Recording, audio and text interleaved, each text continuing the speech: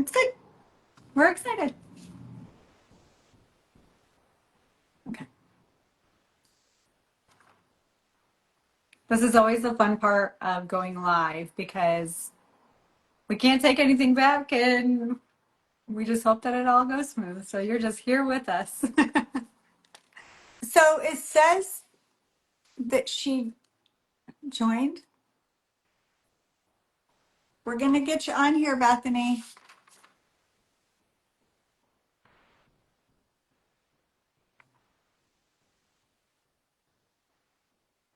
I don't know what's going on.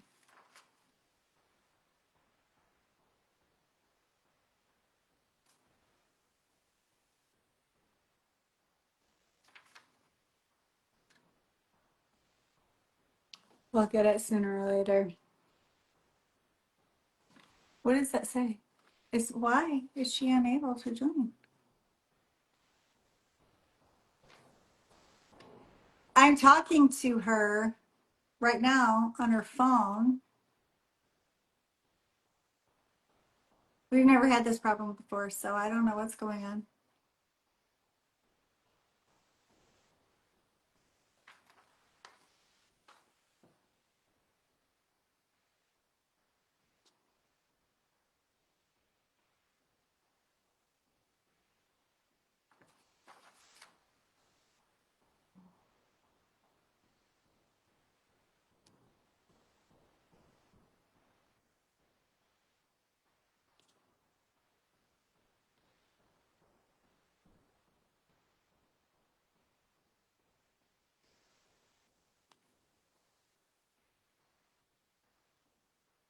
We're going to get this. It says she's unable to join. Why could that be?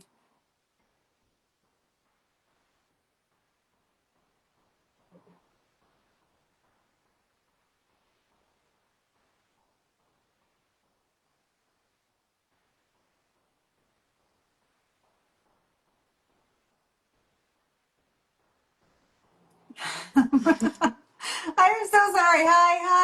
Hi, everyone. Hi, Bethany. I see you. We're not sure.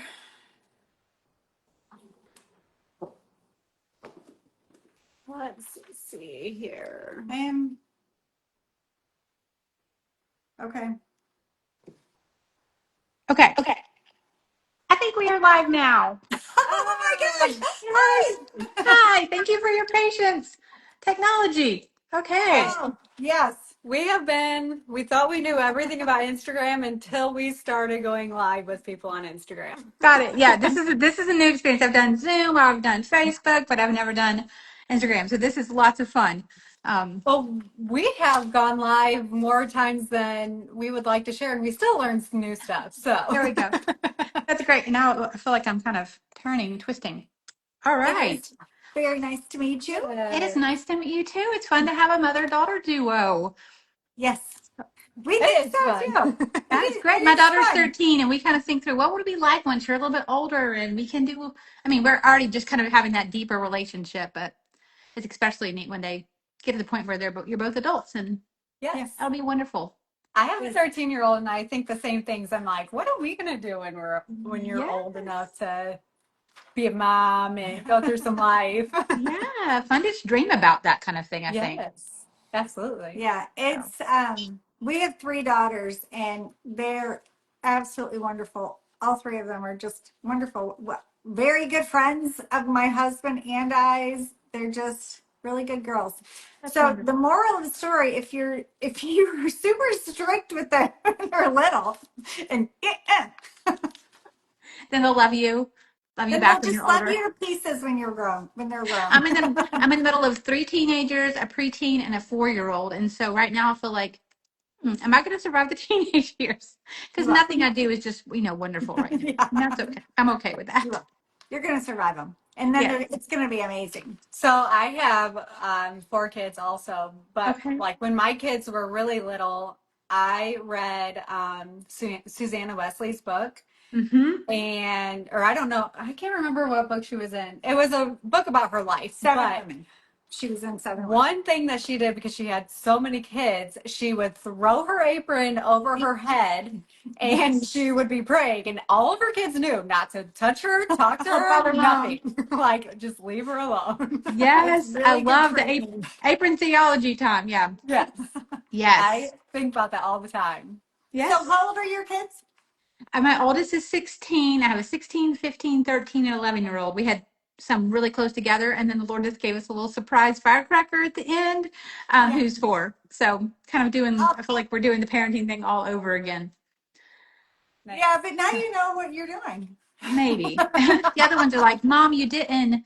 Like, when he's jumping on the couch playing, Mom, you would have we would have gotten in a lot of trouble for that. You Right. know what? I'm a different mom now for you and for him. And Yeah. that's just, Right. I've loosened up a little bit. So part of my life, they get a different version of me. But Yeah. Yes, right. It's all yeah, good. It's all yes, good. Parenting is probably the most grueling life experience and the most rewarding as well. absolutely. The higher the Yeah. stakes, the bigger the reward. Yes. Yeah. And so sanctifying. I'll never forget when one of my kids, when they were little, I remember the one night on the couch, we were praying together as a family, and one of them said, Lord, please help mom not to sin as much. Yeah. So I think, I mean, they've gotten me to this point as much as the Lord has allowed grace to come in my life through other people. They've been huge sanctifying effects. So, Yes. yes. Well, we are excited about this conversation today. So do you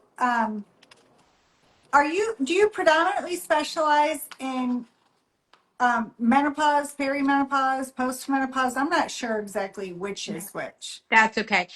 Because it's a kind of a confusing area. We're like, what's going on with my body right now? In midlife, it's kind of hard to pinpoint what's happening. So I use the word perimenopause because that's a lot more commonly spoken. Mhm. And we don't think about this, but menopause is one day on the calendar. One day after you've gone through 12 full months of not having a period at all, you have a day of menopause. And then the day after that is your postmenopause. So when we say we're in menopause, like we don't, the terminology isn't always recognized as much. So I kind of lump all those together. That messy middle changing, shifting season of life. Yeah. Women who are usually in, later 40s or 40s to early Mhm. 60s sometimes, because we don't really fit in a nice little bracket, do we? We don't fit in just the, I've never heard that it's one day. Yeah, I yeah. haven't either. It That's wasn't until I've interesting. done a lot more training. I'm like, oh, yeah, I didn't know. Because I've even used the term with clients in the past before I started doing a lot more work with the hormones specifically. And I would have said, are you in menopause or not? So I didn't even know that either. But if we Are get technical, you? Yeah. Are you a functional health doctor? Is not a that doctor, I am a dietitian nutritionist, but I practice from a functional medicine perspective.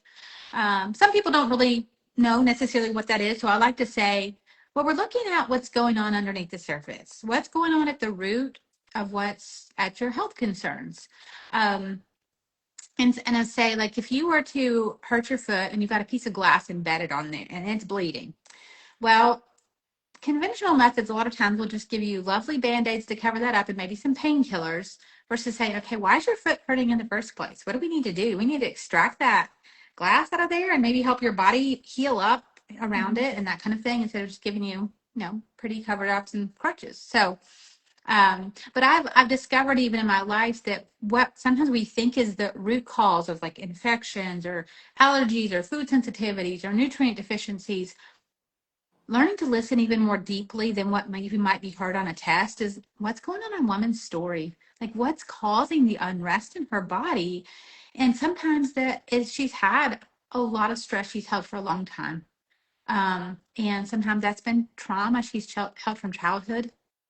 It may be she's in a chronic caregiving situation right now where she's mom, but she's also taking care of her mom and her parents, and she's in the middle, and her body just holds a lot. And then all of a sudden, it can't hold anymore. And all these symptoms start to come to the surface that maybe she's ignored for a while, but then they're starting to kind of spring up. And all of a sudden, she starts to feel like, I don't know my body anymore, and I'm falling apart. And it can be a really vulnerable time of life.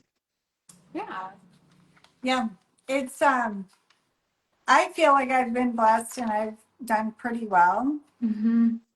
I would like to understand my body more, though. I think it could only be helpful.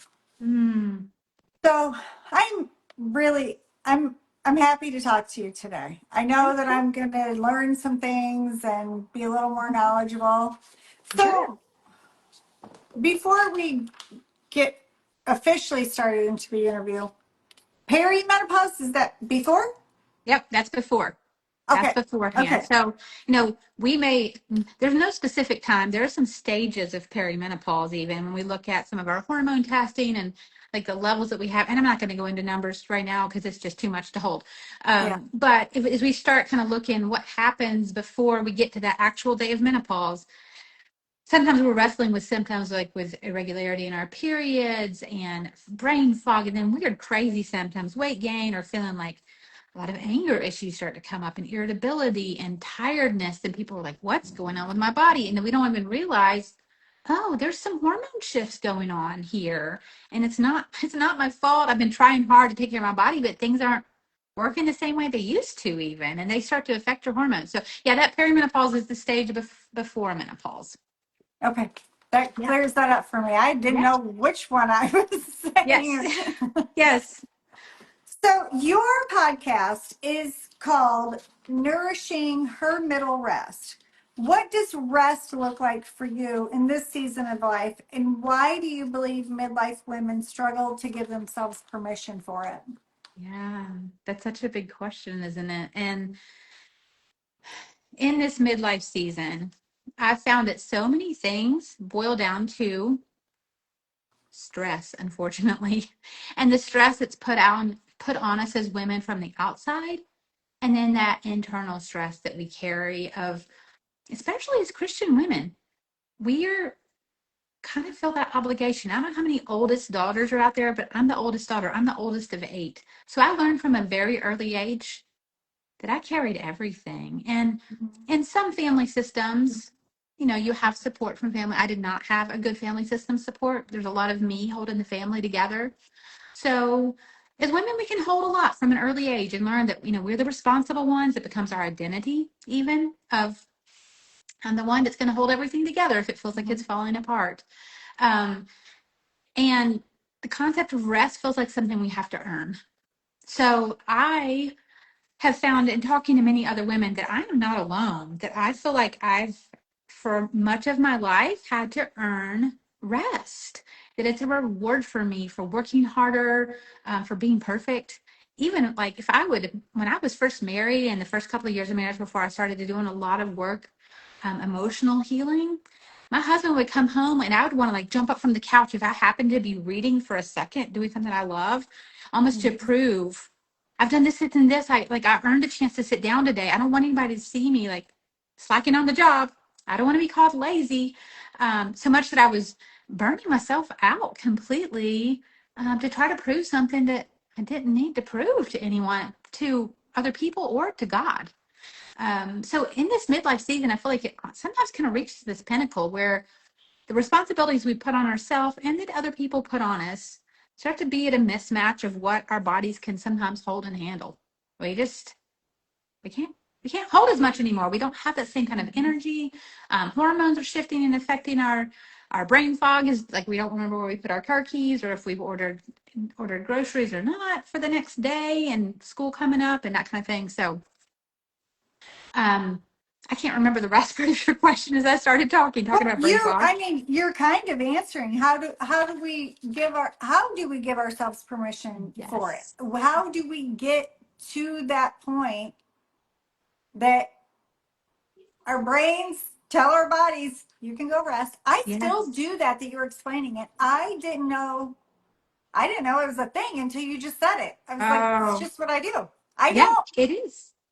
Yeah, We become so good at it. I don't know about you, but it was my identity. Like I wanted to be thought of as the responsible one who was always going to volunteer for everything. You can count on Bethany to show up. I mean, if there's a church event, I'm going to be there and I'm going to be serving.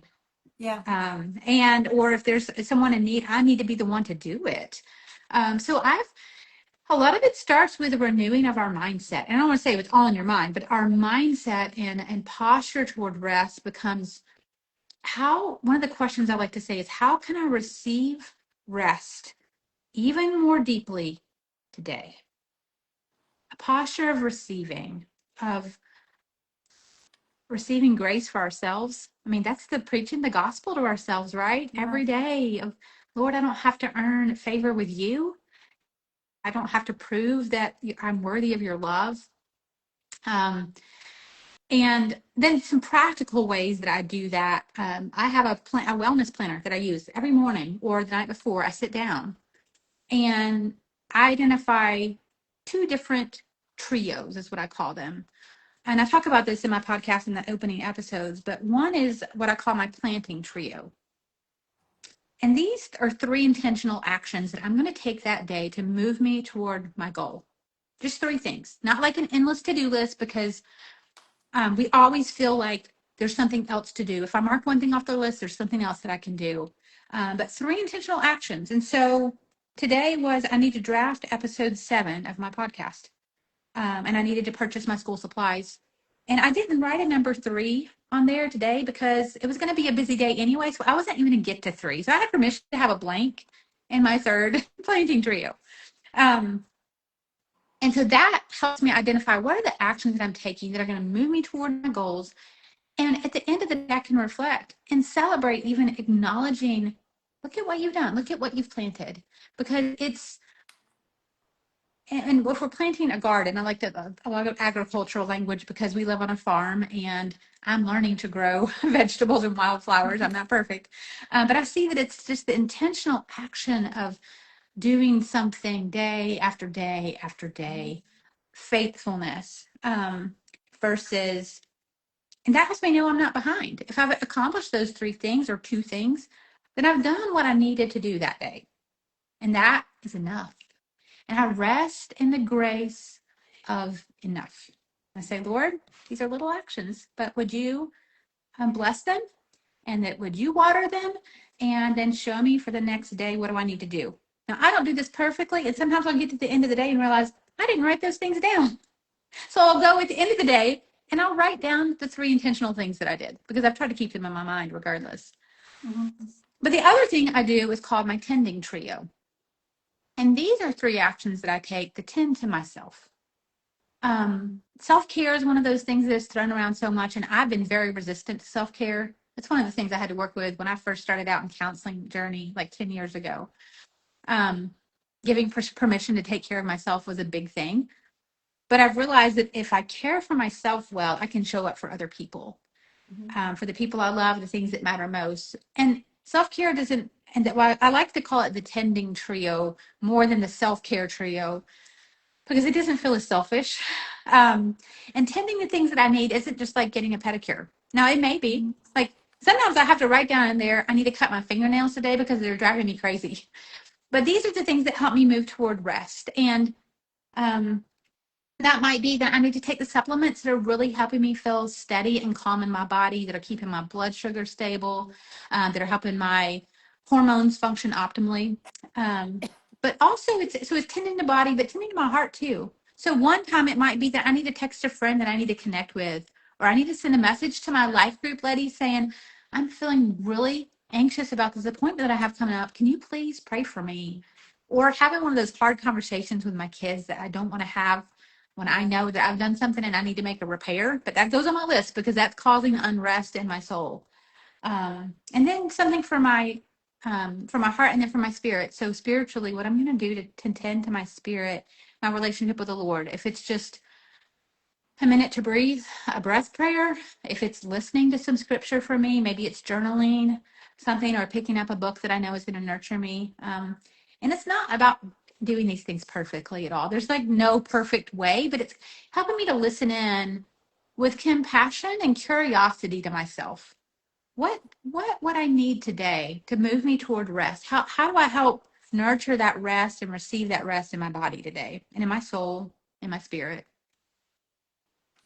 It's interesting that we're starting this off with rest. I didn't intend for it to be that, but our guest last week we talked we talked with her about Sabbath living and Mm, living a life of rest. And it is very difficult in our modern culture.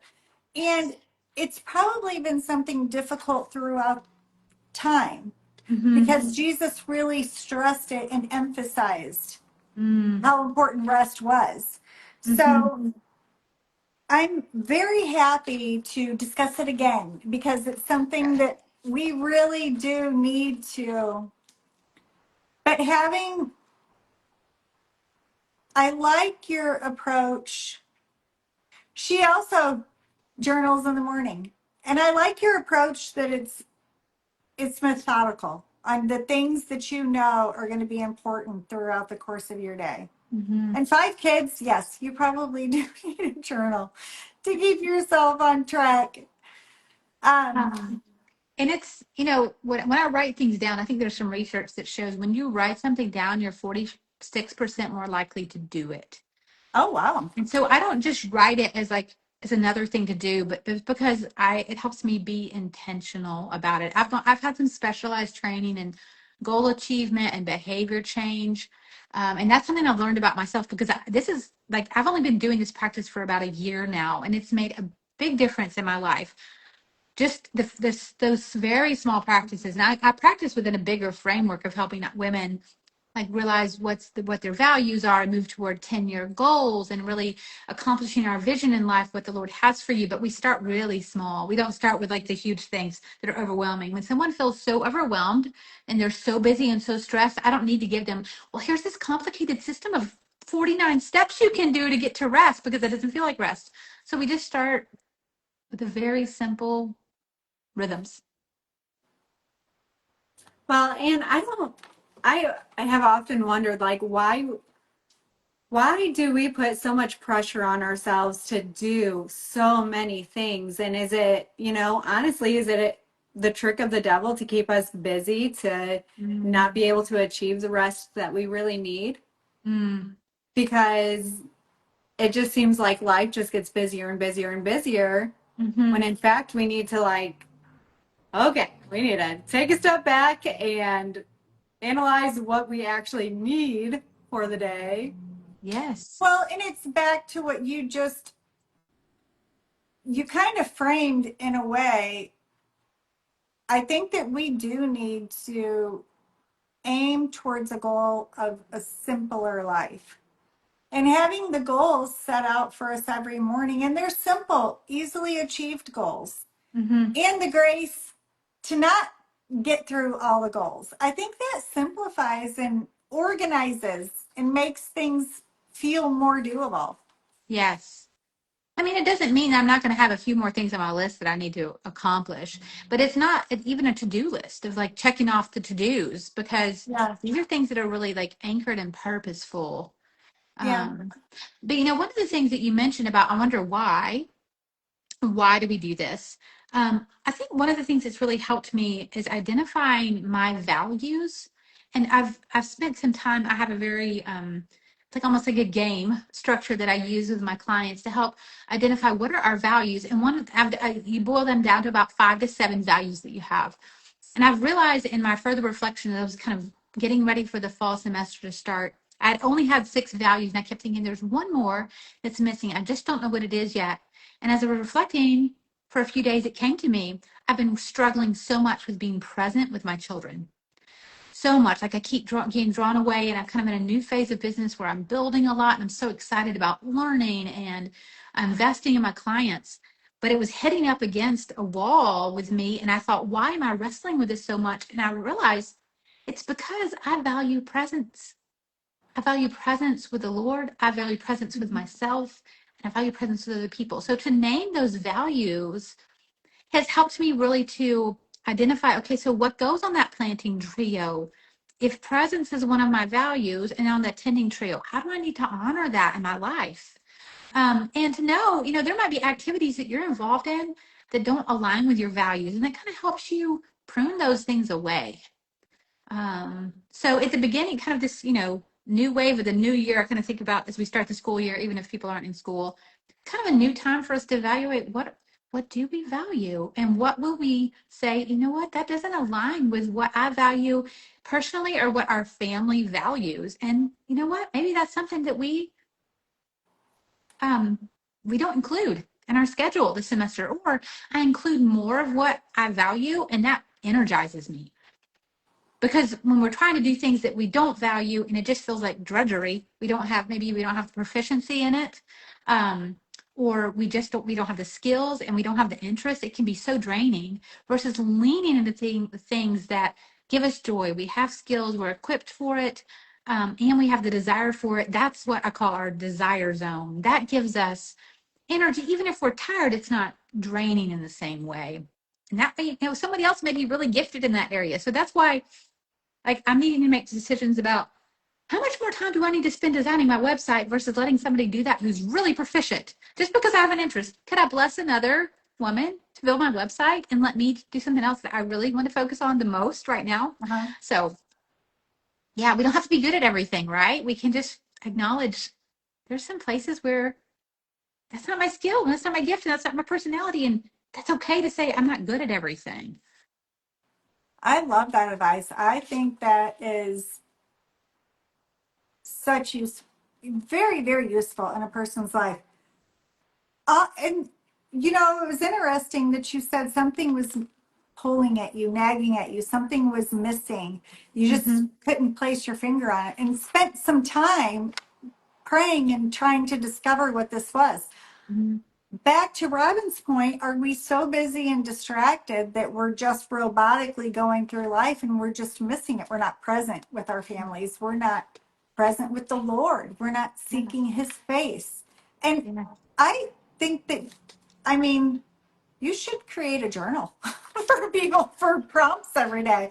Well, I That, do. I mean, That's a great it is idea. good stuff. That's one of the It things is I have coming terrific. up. I have a 6 week, what I call, I'm gonna use the word reset. It seems a little harsh, but it's a rhythm and roots reset to help us get back to right now in this season, kind of reset our focus. And there will be journaling prompts with that. Not too much, just enough to help you kind of think through what matters most right now in this season. But I'll be guiding it through my podcast series so people can take advantage of it. And if they want to jump in a little bit deeper, they can. But it's free. I love it. So you speak to Christian women about the messy middle. It's, seems like a good passion of yours. Um, do you know the moment that you were first inspired? Do you remember it? It was a season of time. And I have gone through some deep healing seasons in my life. I like to refer to it as like a storm, where everything felt upended. And I think that's how women describe this season of menopause and change to me, where things just feel upended. And I feel like I went through it almost like a little bit prematurely. So I'm 44, but I got pregnant with my fifth child when I was 40. We had a lot of family things come up, some childhood trauma I was working through and healing, and I had postpartum preeclampsia, so I had my own health challenges that wouldn't resolve, and my husband's mom died, and we moved from our family farm an hour and a half away. We uprooted generations and moved into like this huge storm. And I went through a healing season of my life after that, where I had to kind of stabilize after the storm, and then finally, like new growth started to happen. And I went through coaching myself.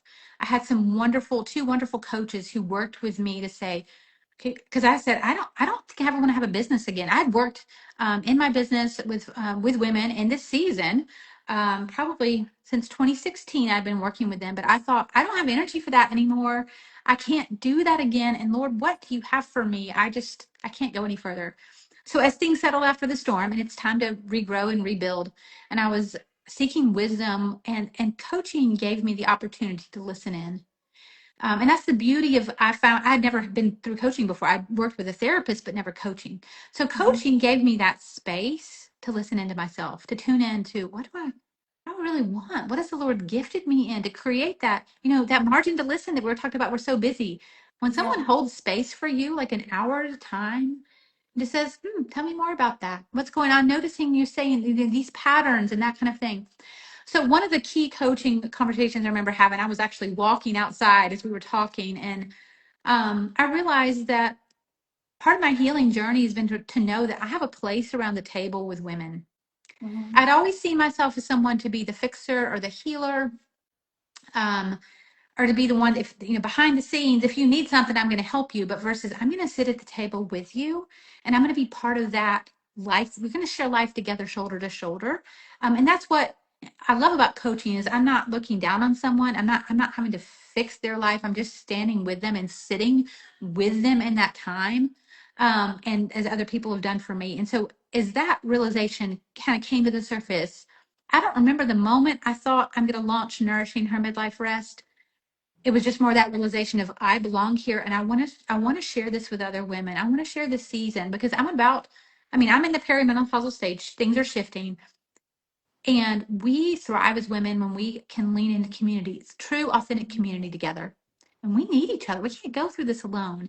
And it Right. just increases our resilience so much more to have other women who are walking with us in this. So I wanted women to know that they're not crazy, and they are not alone. So that was the impetus behind birthing this podcast. Yes. It's beautiful. And I I can see that in you. I can see your compassion and your gentleness. I'm Thank sure you. people are you seem to set people at ease. Thank you. I want You're people to feel at welcome. home. Yes. I wish we were sitting here like, drinking tea together. I do have my tea I mug, know. but I talk Well, about that's like, just yeah. sharing time together with tea or coffee and just being across the kitchen table. Those are the best times in my life, and I can do that with friends. Yes.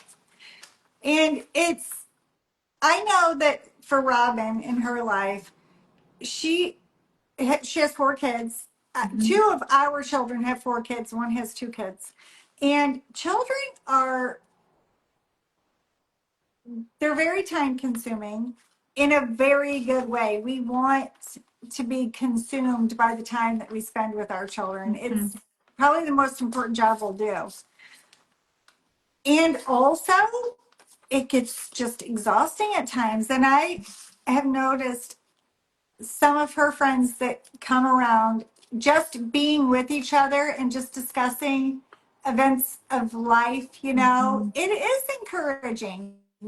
It gives you, I see her light up and then kind of a little lighter on her feet Yeah. and can move through the week a little easier. Hmm. Hmm. Yeah. It's hard to be able to be around your friends though when they have kids and you have Mhm. kids and Hard to make space. Two of my best friends are like 14 and 15 years older than I am. And it's so funny. oh nice. Um, but I feel like, there's just this kinship there, but they have time for me. And it's just a lovely relationship because we can both, bring different perspectives to the table, but they don't have their 4 to 5 kids. Yeah, it is hard to have that time together with peers. It is, Yeah. yeah. Yeah. Um, so your approach to coaching, and I don't know, I feel like you are counseling, even if that doesn't sound quite, I feel like you're good at it. Like I can already see it and feel it. Um, and you're operating through functional nutrition, holistic wellness, Mhm. grace-based self-care. When you guide women towards wholeness, are you blending science and faith? Do you feel like that's something that you're doing, and where do they intersect? Yeah, well, we can't separate them. And I believe that the Lord made us whole people, whole women. Mhm. And oftentimes, even in the conventional medicine realm, we'll have these silos approach to care. Like you're going to see your endocrinologist for hormones, and then you'll see your OBGYN, and then you may see an orthopedic surgeon, and then you need to see somebody else for maybe, if you got some neurological things or a gastroenterologist. And so even with like within the healthcare realm, it's easy for us to segment these things out versus, one system affects the other.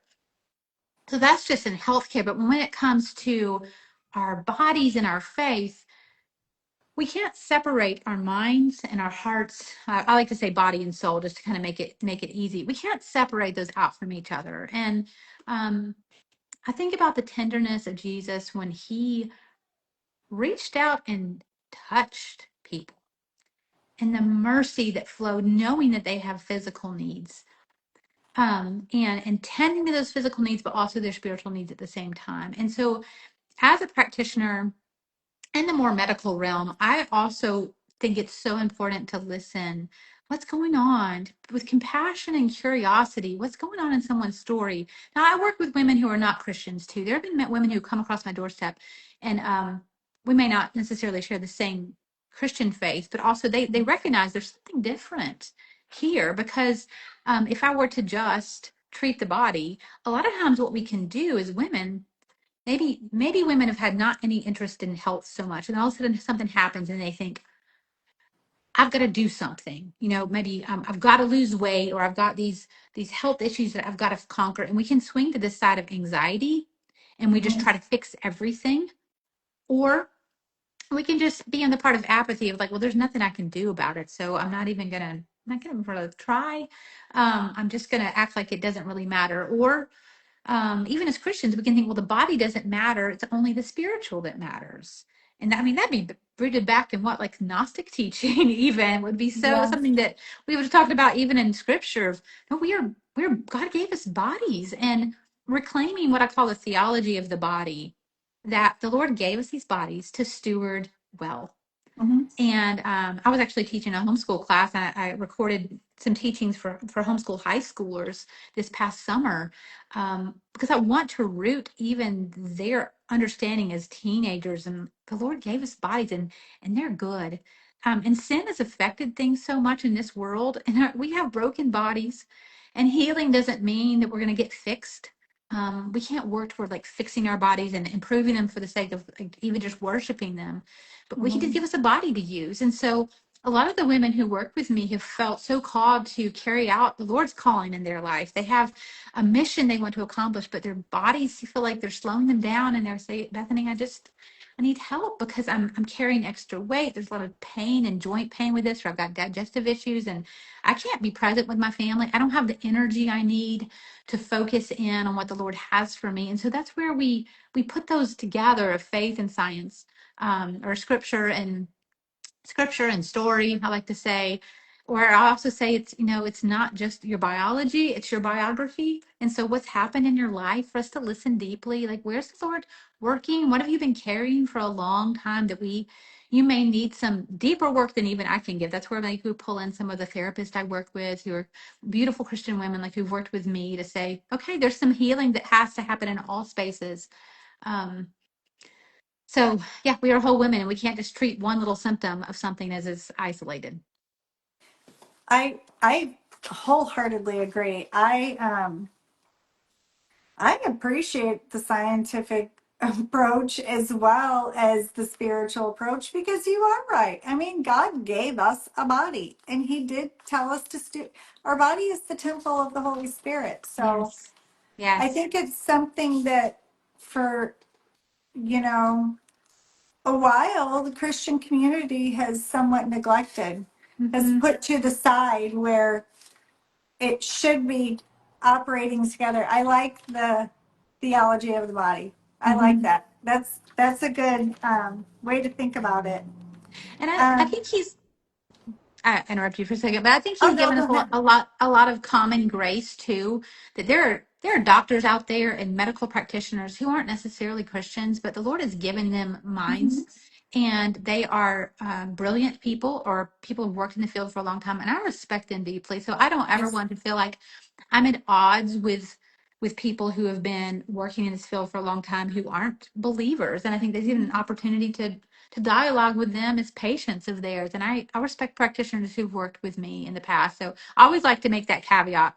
I feel like some people in the holistic realm can be very, almost like our health becomes our religion, very dogmatic about things, and that we hold that at a higher level than we would even like our faith in the Lord. It can be a form of division as women too. So it can divide us from relationship versus bringing us together. And that's what we have to watch too, that we don't worship our health. We don't worship nutrition or the kind of diet we're on or whatever. That never should come before our relationship with the Lord and with each other.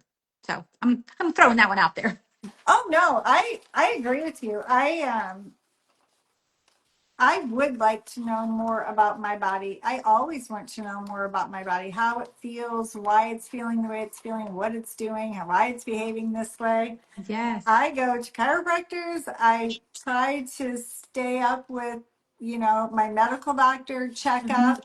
I kind of feel like the medical doctors, at least for me, they're going to notice some blips that maybe I'm not noticing. Yes. Yes. But Well, I also feel like a lot of we have kind of come into this lifestyle of, we want to know the holistic approach. We want to also know the Western medicine approach and Hmm. what feels right to us. And I feel like that's where, our faith comes in. Like, this is, all the things that you're talking about. Like, I don't know if people give enough credit to like how much stress can actually do to our bodies.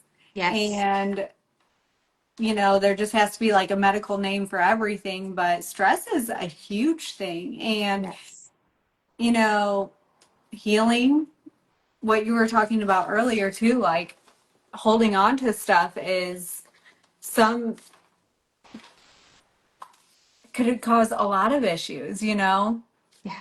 It's So, I've listened to so many trainings and done so much continuing education. It's like if I could boil everything down that they say, one of the last things will be, and we see that stress really is kind of affecting everything. If they're stressed, they're not going to be able to heal. I'm like, that's interesting because I started doing a lot of work for myself about 9 years ago. I have some places where I've shared some of my healing story where I sat across from a doctor at a well-known medical institute in our area because I felt like I could not breathe. I couldn't catch my breath. So I had all kind of pulmonary lung tests done and everything like that.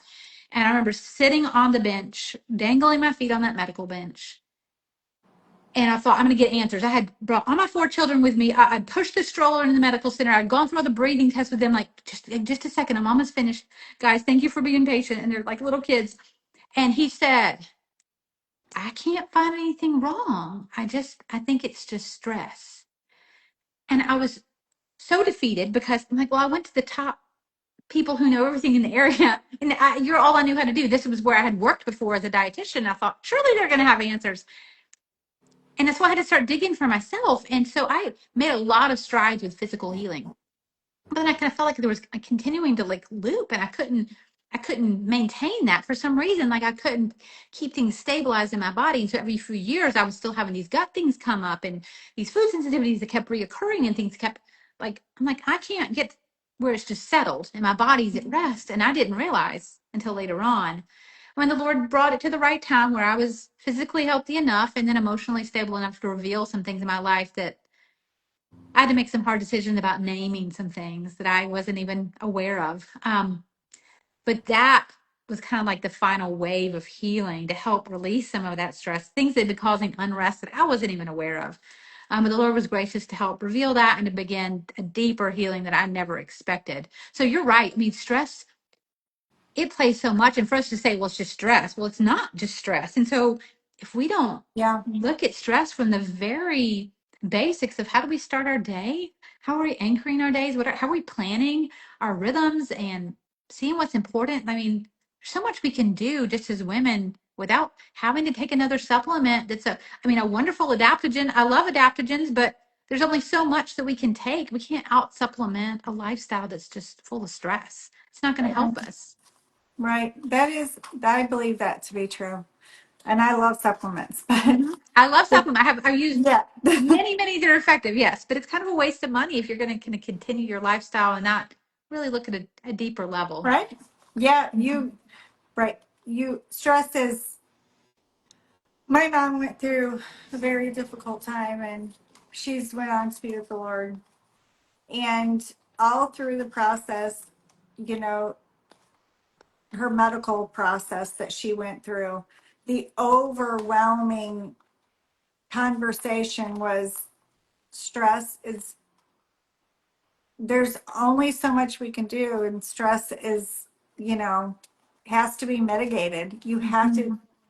You can't continue through the medical process and hold on to all the stress also. Yes. I guess that's what I'm trying to say. And Jesus gives us the option if we would take it. And you're right, it takes the grace of God to slowly dole out sometimes the things that we need because we just sometimes can't accept what we actually need. Yes. It's hard. It's hard to take that. It is. It Well, it's is. also hard to sometimes self-reflect and realize that you're not, you know, you're feeling this way because you're not doing something right, or you're not necessarily right, or you're just not, maybe I don't know how to say it, but self-reflection is sometimes really rough for us. It is. It is. It is hard to And sometimes self-reflect. God And shows us some things about ourselves that we're like, okay. yeah, it's hard to, I mean, it's hard to hear truth from my kids. Sometimes when women come to me and they've been saying, I've been trying so hard and I don't know what's going on. Why am I so exhausted? And why am I bracing for the day when I come in? Or I'm trying to rest when I come home. My body's just spinning. It won't let me. Sometimes it is helpful when we get our order labs and we get those labs back and we look and see. And she says, oh, it's not my fault. Oh, there are things that are going on biologically that maybe I do need to support. And this has been like this long-standing drain on my body that's causing unrest. Okay. And it almost gives permission for us to like, okay, there's something. And then we can say, okay, it's showing that you're holding a lot. Because I can read so much when I get labs back. I'm like, wow, if I didn't know you, I would say you're having a really, there's some things in your life that you're holding a lot and you've got a drain on your energy because this is what's going on for different reasons for different women. But and sometimes it gives us permission to say, okay, I'm feeling what I feel for a reason, makes us feel better. Yeah. Yeah, for sure. Well, and you've led us into the next question perfectly. When midlife women, I think you really use women in general, are feeling unseen, could you give a practical step? Exhausted and unseen, could you give a practical step to reclaiming their energy and joy? Yeah. So I think that's some of what we've talked about a little bit Yeah. earlier. One thing I like to bring up with women is ask them, what are some things that bring you joy? And if they say, I don't know, or I'll say, when's the last time you felt like you were rested? I don't know. Sometimes it's helpful to reflect back to when you were an 8-year-old girl. What did you love? You know, um, One of the things I love was swinging. I remember feeling so free on a swing and doing art. I loved artwork. So one of the things that I did was about a year and a half ago, I picked up watercolor and I just started dabbling in it. So as women, I think finding something that you love is important, that you do to nurture your own soul. And it doesn't mean you might not have hours on end for it. Maybe you have 15 minutes here and there that you can pick up something that just feeds you for no reason. It's not productive. It's not paying the bills. And maybe you share it with your children. Maybe it's for you. But that's one thing I think. So that's just kind of feeding the soul in a special way. There's something nourishing about having a hobby. There is. Yeah. Actually, that's where our business even came from. Really? That's so Yes. neat. So That's we great. we can absolutely relate to that. Yes. Because I do think that it's A secret, it was maybe a little more relaxing before it was a business. Before you turn it into a business. Yeah. Yeah. Yeah. Yes, I can get that. And sometimes I've tried to turn my hobbies into business. Like, no, I don't need to be focusing on that one. Yeah. Because I can get like I'm really creative, and so I could like, well, I could do this and this. Yeah. But also the feeling seen part. I think finding someone who will work with you to take you seriously and you're concerned with your health. If you're like, I'm drained and I'm feeling low, nobody's listening. That's where I offer space for women. Either, you know, reach out and to find a functional medicine practitioner. Oftentimes they have more time, or maybe it's a therapist where you feel like you need to share your story, or it's a coach. I coach women across the country, even if we don't do like in-depth labs for some people. Just to hold space for women where you can feel like your needs are being listened to and you're taken seriously. I think that can be so empowering. Yes, I agree with you. So, Just sometimes to be seen, and not in this cliche modern term, to be seen, but actually for someone to look at you and acknowledge you that you have gifts and passions and you also have sadnesses and joys, someone that is willing to say, I do see you. You know, You because we matter. can just pass by this world and we're all guilty of it, of not noticing people around us just to get through the day. Yes. Yes. And we become invisible. We feel like we're invisible to others. We become invisible to ourselves. Yep. I mean, we just kind of lose identity completely. There's a lot of a big trend right now for midlife identity crisis, and it's even in women, which is so sad to me to think. Like you think about midlife crisis in men, but even with women, we were like, who am I anymore? Mhm. Versus reclaiming this is the identity the Lord has given me, and I'm going to lean into that. And the world needs me in terms of not like inflating my ego, but the Lord put me here for a reason, and Right. I need to step into that. And it's a beautiful thing. It is. Yeah, I, I love this conversation. I could talk for another hour. I know. I feel like we Um, could talk for a long time. back to, it's all of these things work together. It seems to me, one thing that I do that I would be fine if I never did it again, because once I realize that I'm doing it, I'm like, "Ugh, why do I let this happen? If I get too many things going on in my day, if I get too busy, I can get them all done, but I subtract myself and I go on auto. I just turn Mm-hmm. into a robot just to drive through the day. And then I haven't noticed anything that I've done. I haven't enjoyed anything that I've done. I barely even, exhaled. I've just held my Yes. breath and just drove through the day. And I Mm-hmm. get to rest. And Mm. even if Robin and I's business, if for us, and everybody has their own, things that keep them way too busy, but sometimes we have to just say, we're going to be done for now. Mm. We will reconvene tomorrow. You know, I think it's a good back to rest, you Yes. know? Yes. To say you've done Mhm. enough and to rest in that. Yeah. Yeah. But I love your journal prompts for the morning.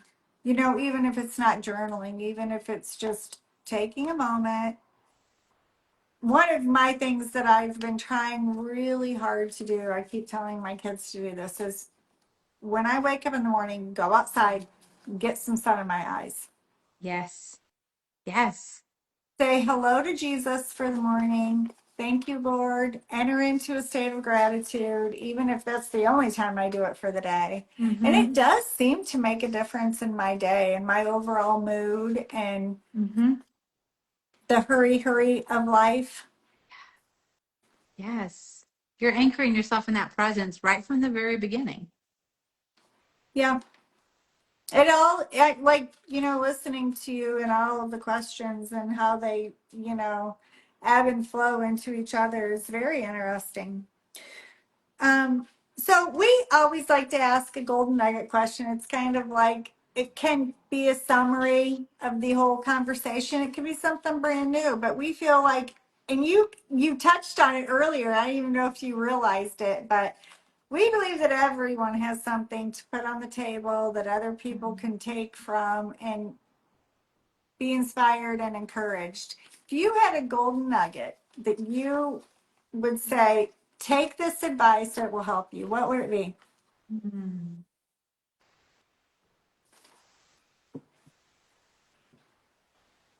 So we'll center this in rest.